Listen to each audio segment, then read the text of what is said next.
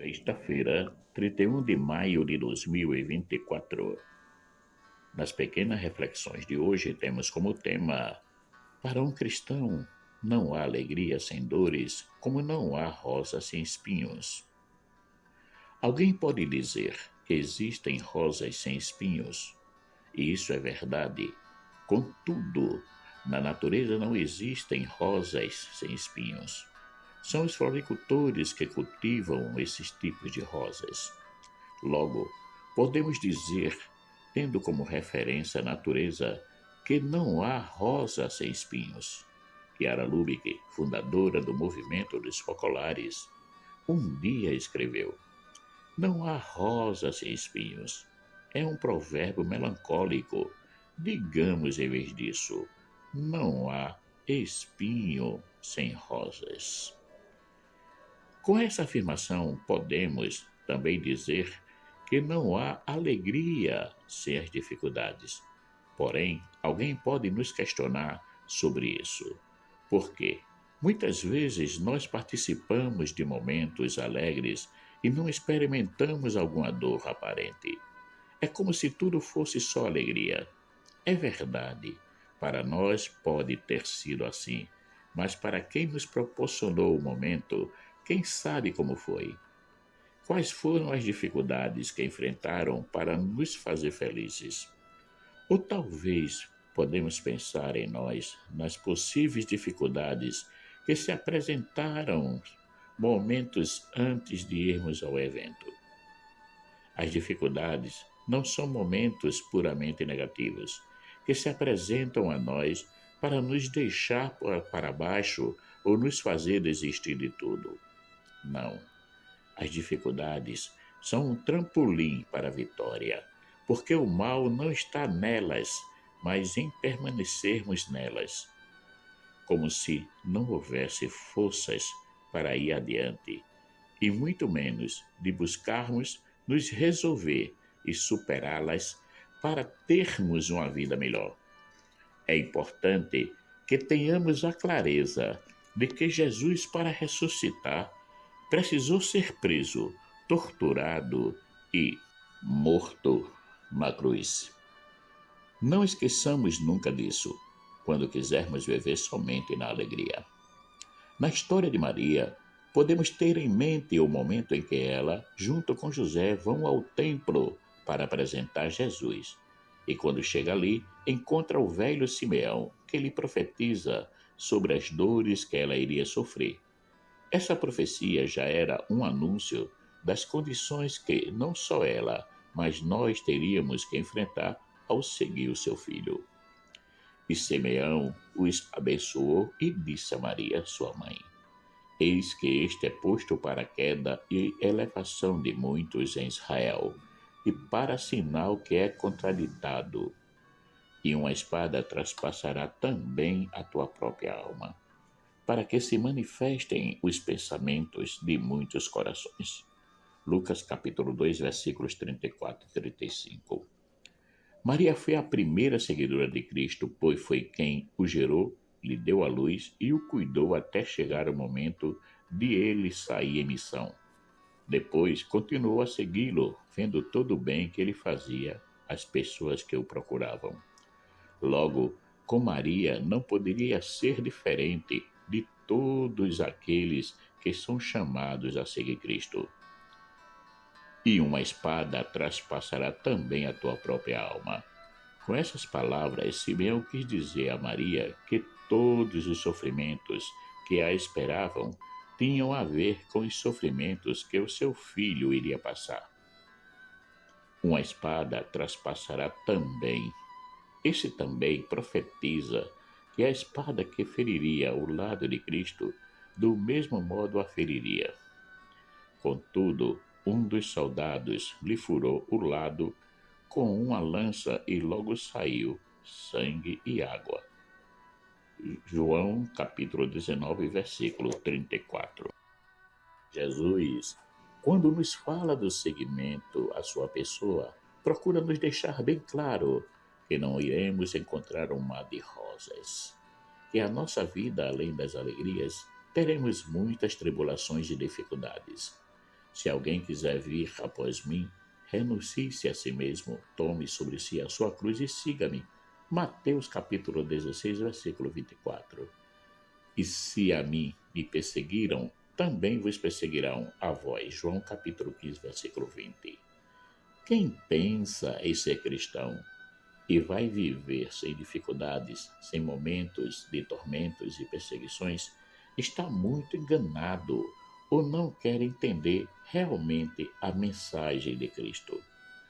Desde o início da história do cristianismo, que aqueles que abraçaram a causa de se tornarem anunciadores da Boa Nova sofreram muitas perseguições e falsas acusações. Porém, foram fortes nas suas crenças e conseguiram ir em frente, ao ponto de nos deixarmos um legado que até hoje nos deixa em pé e nos ajuda a viver a nossa fé. Essa atitude que os primeiros cristãos tiveram em relação ao testemunho de fé, não deixando que o mundo a destruísse, é o que nos é pedido hoje. Nós somos os cristãos do século XXI. Logo, cabe a nós defendermos, assim como eles, os primeiros cristãos, defenderam na época, as palavras e os ensinamentos de Jesus. Assim como eles fizeram de tudo para que essa mensagem nos chegasse, nós temos o compromisso de nos esforçarmos para que esse empenho que eles tiveram não fique pela estrada. Devemos ser coerentes com as palavras e os ensinamentos de Cristo em qualquer lugar que estivermos. Só que para isso é preciso que tenhamos a consciência de que a vida de um cristão é semelhante à de Cristo, isto é, terá os seus momentos de alegria, mas também de dores. Portanto, devemos ter a coragem de enfrentarmos as dificuldades com a cabeça erguida, testemunhando em tudo aquilo que cremos, isto é, que a glória só se atinge passando pelas dores da vida. Paulo nos diz que é preciso de muito treinamento para chegar à meta e usa como exemplo os atletas. Não sabeis vós que os que correm no estádio, todos na verdade correm, mas um só leva o prêmio? Correi de tal maneira que o alcanceis. E todo aquele que luta, de tudo se abstém, ele o fazem para alcançar uma coroa corruptível. Nós, porém, uma incorruptível. 1 Coríntios, capítulo 9, versículos 24 e 25. Logo, se levarmos em consideração a ideia do esforço que um atleta tem para poder chegar na glória, que são treinos e mais treinos, puxados e doloridos em todos os sentidos, físico, emocional e sentimental, nós devemos fazer o mesmo. Só que nós não queremos chegar a uma glória qualquer, que some com o tempo ou fica na lembrança de uma medalha pendurada em algum lugar ou de um troféu exposto em uma estante ou em um armário ou em uma sala de troféus. Não, não é esse tipo de glória que queremos. Nós devemos nos esforçar para participarmos da glória eterna, a glória da ressurreição, como nos diz Paulo. Eles o fazem para alcançar uma coroa corruptível, nós, porém, uma incorruptível, que quer dizer que não passa, que será para sempre. Agora, para que possamos atingir esse grau de condicionamento, é preciso que venhamos a treinar muito, mas muito mesmo. E qual é o treinamento mais eficaz que podemos fazer para atingi-lo? É um que está sempre ao nosso alcance: o amor. Porque somente amando a Deus e aos irmãos é que conseguimos nos manter fiéis na fé em Cristo. Combati o bom combate, acabei a carreira, guardei a fé.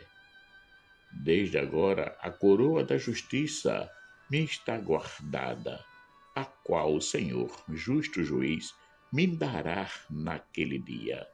E não somente a mim, mas também a todos os que amarem a sua vinda.